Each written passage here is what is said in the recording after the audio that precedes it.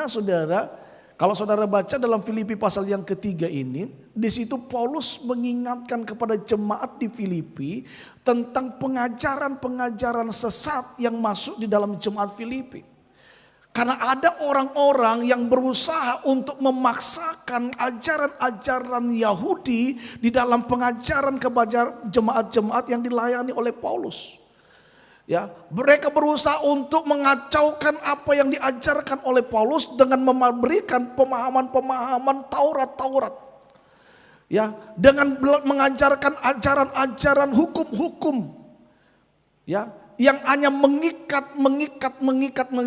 Nah, hukum Taurat itu saudaraku banyak mengisi tentang aturan-aturan. Ya.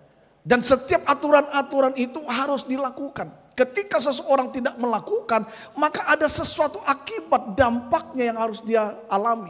Dan contoh misalnya, ketika seseorang melakukan memukul seseorang, maka giginya copot. Menurut hukum Taurat, dia harus dipukul juga sampai giginya copot. Karena gigi ganti gigi itu hukum Taurat. Ya. Tapi di dalam kekristenan Yesus mengajarkan bukan gigi ganti gigi. Kalau orang menampar pipi kirimu, kasih pipi kanan. Ada satu perbedaan sikap. Taurat mengajarkan hukum.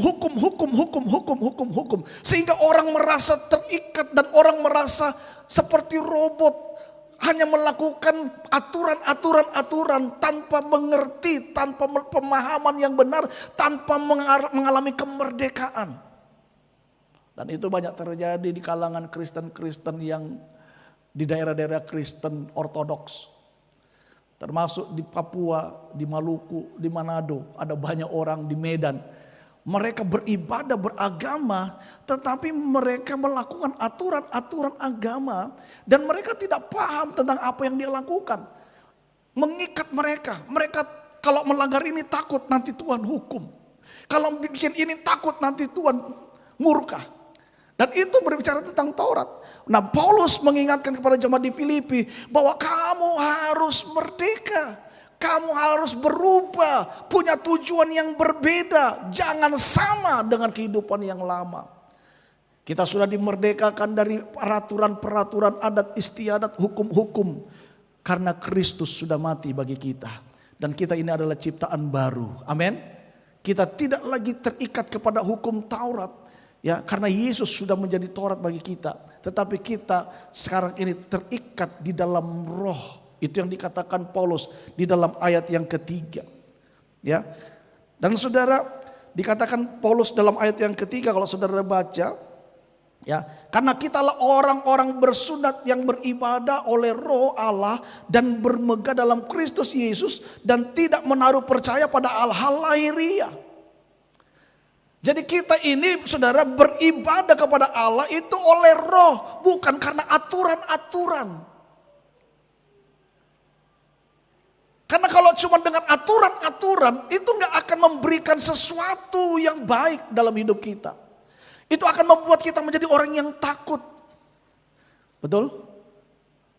Ya, ada orang bilang begini, kalau kamu gak kasih persepuluhan, nanti Tuhan murka. Lalu kita mulai takut.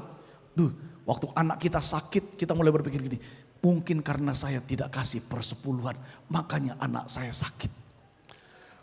Waktu rumah kita mengalami kebakaran, mungkin karena saya nggak memberikan persepuluhan, makanya rumah saya kebakaran. Waktu mobil kita ketabrak orang, ini gara-gara saya nggak memberi persepuluhan, makanya mobil saya ketabrak dan hancur. Saudara, kita menjadikan suatu hal persepuluhan itu menjadi sesuatu yang menakutkan. Sehingga kalau kita tidak memberi perpuluhan sepertinya Tuhan itu murka. Murka, jadi kalau ada sesuatu yang jelek, ya ini karena saya tidak memberikan persepuluhan. Kalau waktu sakit ini karena saya tidak memberikan persepuluhan. Saudara, apakah Tuhan sejahat itu? Tidak. Persepuluhan memang harus diberikan. Tetapi bukan karena saudara takut karena nanti dapat murka Tuhan. Bukan karena saudara takut nanti mendapatkan malapetaka. Makanya saudara memberi persepuluhan, tidak. Kalau saudara memberi persepuluhan karena berdasarkan takut, murka Tuhan akan turun. Saudara nggak akan mendapatkan sesuatu apapun ketika saudara melakukannya. Tapi kita memberi persepuluhan karena kita mengasihi Tuhan. Amin. Karena kita belajar untuk memberi, membalas segala kasih Tuhan yang diberikan dalam hidup kita. Bukan karena kita takut nanti saya ada masalah, nanti saya ada kecelakaan, bahkan lebih parah lagi saya memberikan persepuluhan supaya saya diberkati. Keliru konsepnya. Kita tidak beribadah menurut roh lagi, tapi menurut aturan-aturan. Karena tujuan kita salah. Tujuan kita beribadah karena ini, karena ini, karena ini, karena ini, supaya ini, supaya ini, supaya ini, supaya ini. Sehingga yang kita lakukan dalam setiap ibadah kita cuma rutinitas dan liturgi. Tidak ada sesuatu yang kita alami dalam terobosan roh kita.